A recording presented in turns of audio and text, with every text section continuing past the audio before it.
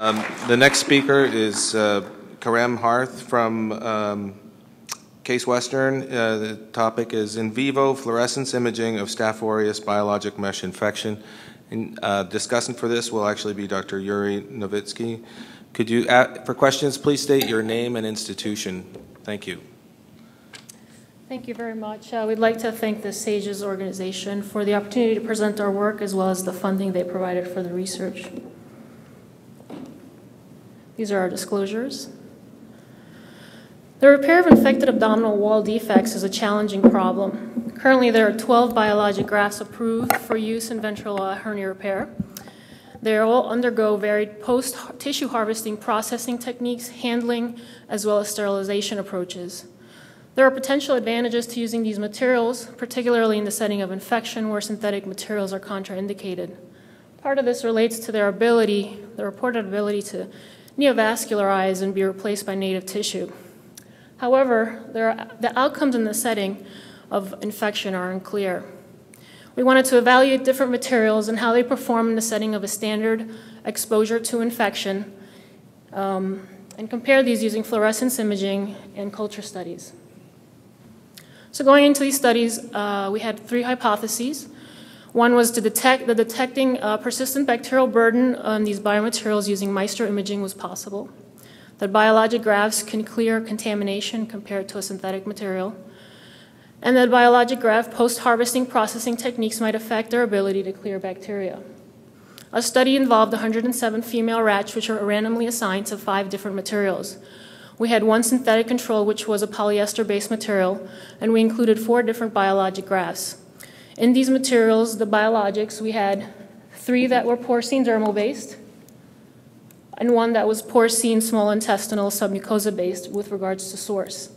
One of the 4 materials was permacol, which was a cross-linked material, and the other 3 materials are non-cross-linked materials.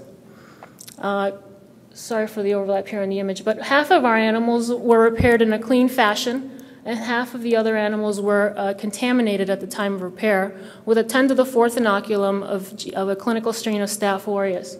Our Staph aureus was labeled with a green fluorescent plasmid, which allowed us to follow the bacteria over the long run.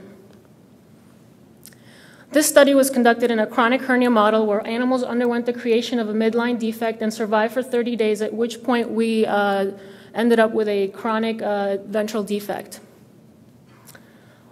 Following this, all animals were repaired in standardized fashion with an underlay bridge technique. All animals were repaired in this fashion. Half the animals then underwent inoculation with our bacteria, and half of our animals were repaired in sterile fashion. In order to inoculate the bacteria, we did so after the closure of the skin, and we did this via 25-gauge puncture in the subcutaneous space and inoculated with 100 microliters of bacterial broth. Following this, animals were allowed to survive for 30 days, at which point they received no systemic antibiotics. The animals were euthanized, their abdominal walls were explanted, and they underwent Maestro imaging and culture studies. Just a little background about Maestro imaging. It's a way to basically quantitate the fluorescence that may be emitted by the green fluorescent probe that would be present if the infection were to persist. Prior to using Maestro imaging in our animal explants, we did a short validation study where we took serial concentrations of bacteria and found that at 10 to the 5th CFUs per mil, actually below 10 to the 5th CFUs per mil, Maestro imaging was unable to detect the fluorescence emitted from our bacteria. So in doing this validation study and attempting to actually image our animals in vivo, we found that there were certainly limitations with our Maestro imaging device, and that because of the low overall bacterial counts, which I'll show shortly, we had an inability to detect the bacteria on our biologic grafts. So besides doing Maestro imaging and quantitation, we wanted to take their culture studies, and this was the second important component of our study. We looked at culture results following all the infections that we performed, and we found that there were clear differences in the ability of these bacteria to clear infection. We defined clearance as no detectable Staph aureus on our culture studies, and these differences between the materials were different. So in our synthetic control material, as would be expected, there was no material that was able to clear the infection.